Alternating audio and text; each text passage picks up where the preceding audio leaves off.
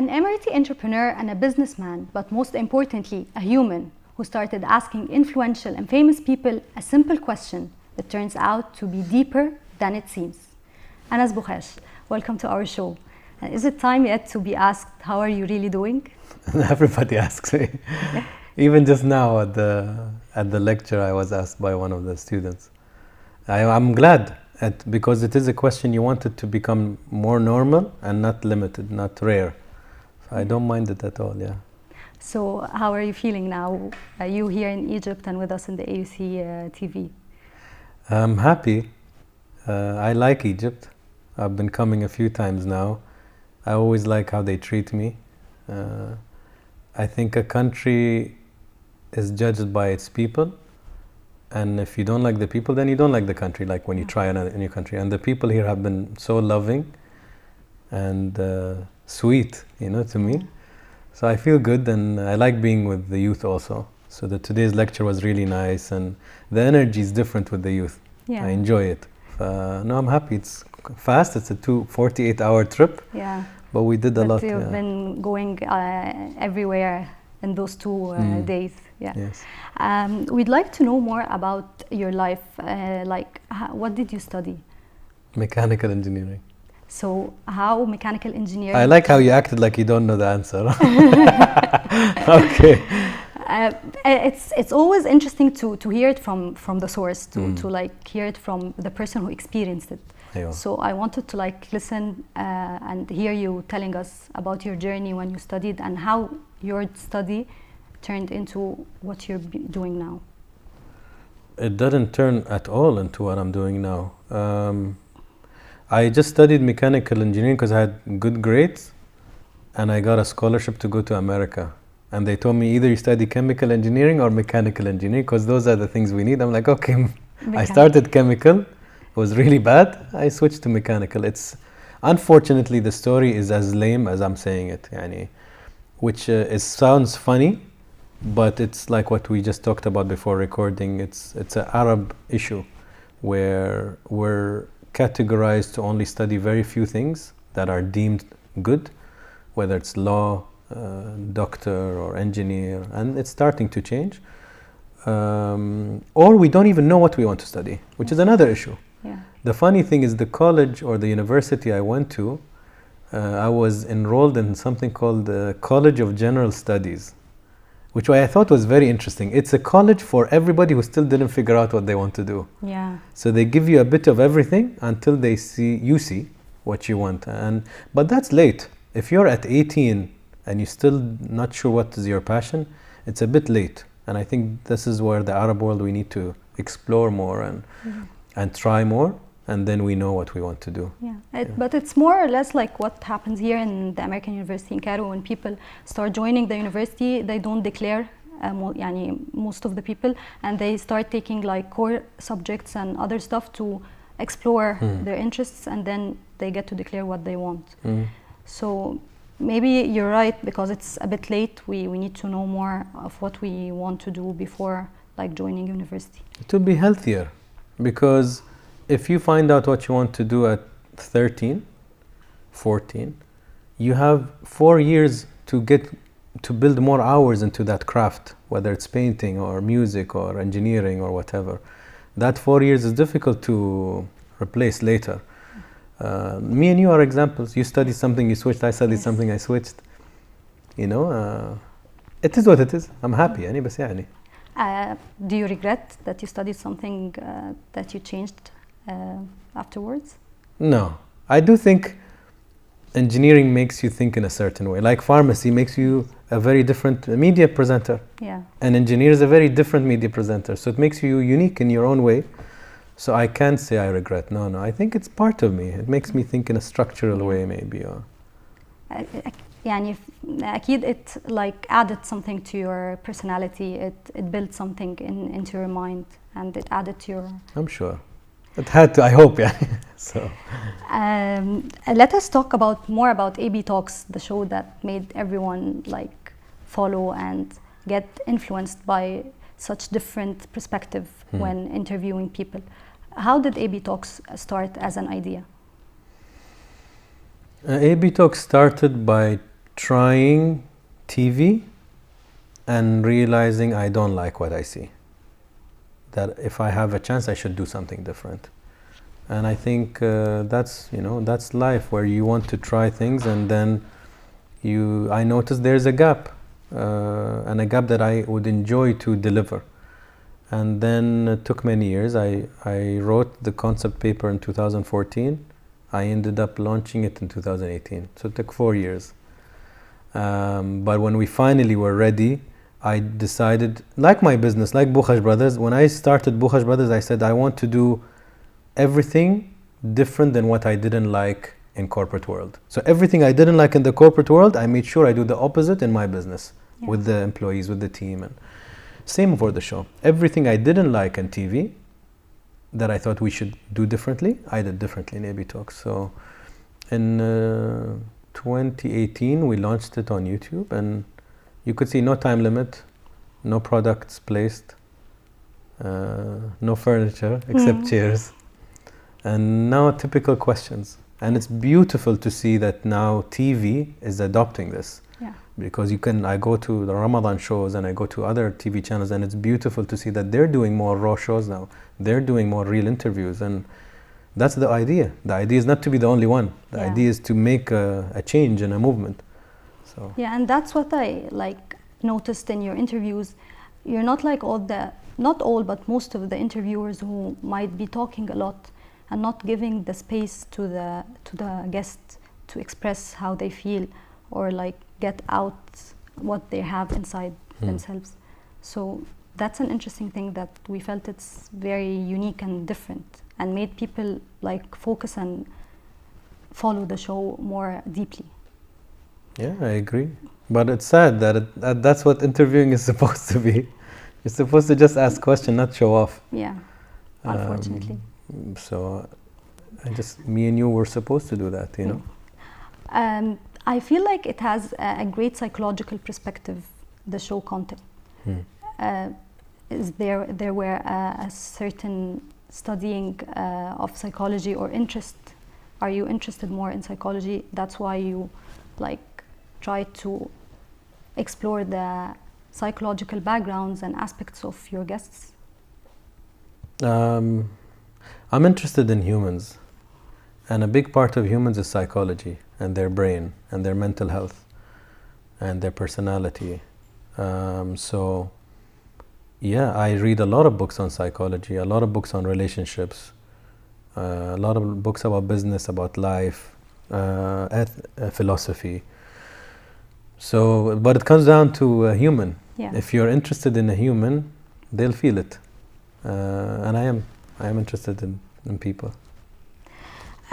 We saw that Abe Talks evolved into different angles and different series, like mini-series and originals and the specials. Is there any new stuff coming our way in Abe Talks? Always. There's always. Here we shot some interesting episodes yesterday that I won't tell you what it is exactly. You can tell us a bit of an exclusive thing.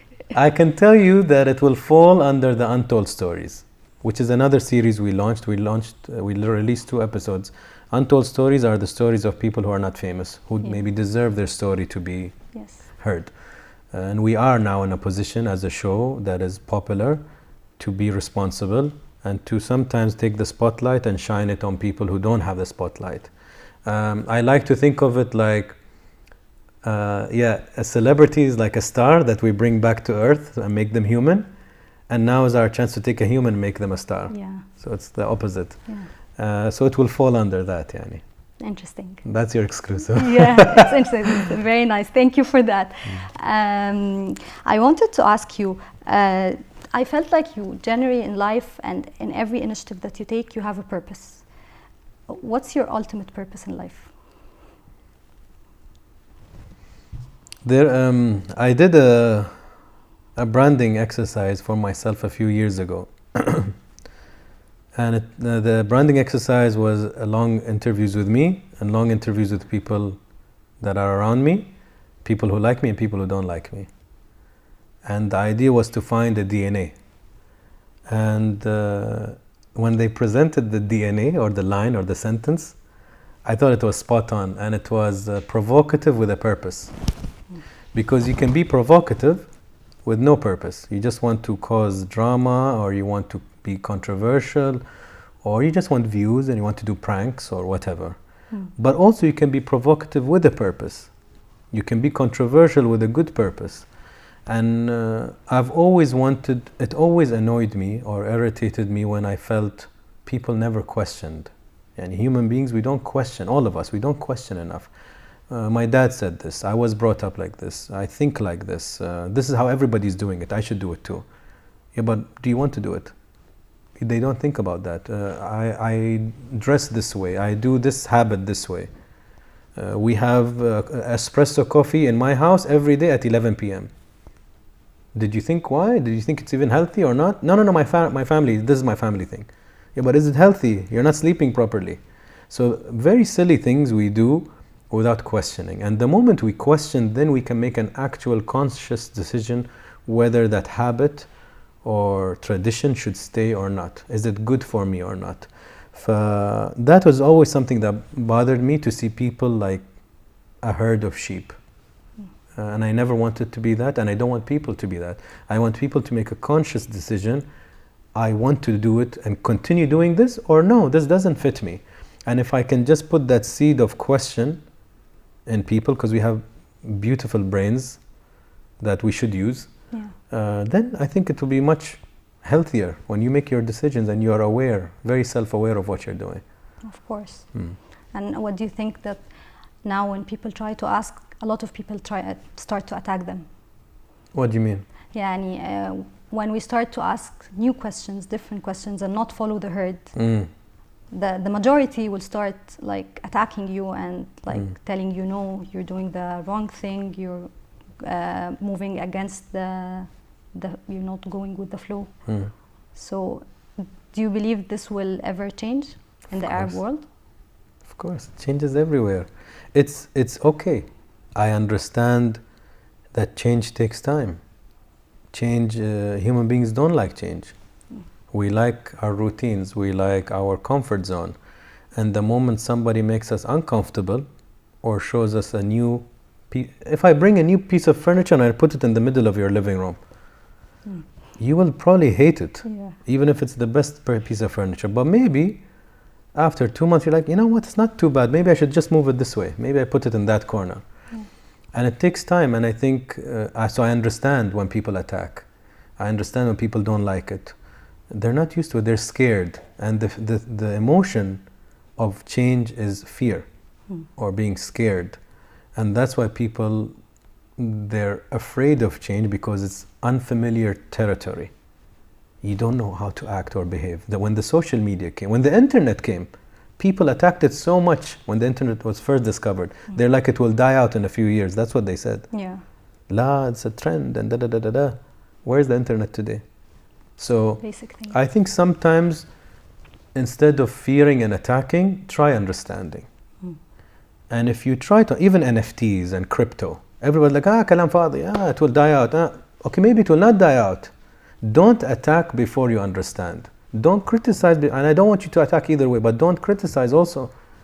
Don't criticize somebody before understanding. So that's why the show, you read a lot of the comments, I liked you, now I like you more. I didn't like you, but now I understand you. Because there's so many depths to everything. So coming back to your point on controversy, if you have a purpose, and you are confident that you are hopefully doing something good that you believe in, you need to stand your ground. And that's how change. If everybody says we should just do vanilla, nothing is going to change. We'll just have vanilla till we die. So we need people to نحن نقول في واجهة المدفع. الناس اللي ياخذون الضربة الأولى هم اللي يأكلونها. بس الجيل اللي بعده أخف وأرحم عليه. And it's the price you pay. Like the innovators and the followers, is it something like that? I don't like the word followers so much though. It even bothers me on social media. I like subscribers. YouTube has subscribers. I think it's a nicer word. Because follower goes to the herd mentality. Yes. And yes, all of us humans, we like to follow trends and we like to follow ideas. It's fine. But to be called a follower purely, yeah, I don't like it so much. Yeah, it's a new perspective. I've never thought of that. Yeah, nice. Yeah, we really enjoyed your talk and your time with us today, and we really appreciate your presence with us in AUCTV and in the American University in Cairo and in Cairo. And we hope you enjoy your time with us as Egyptians and here in Egypt, specifically during Ramadan and all the vibes in Egypt.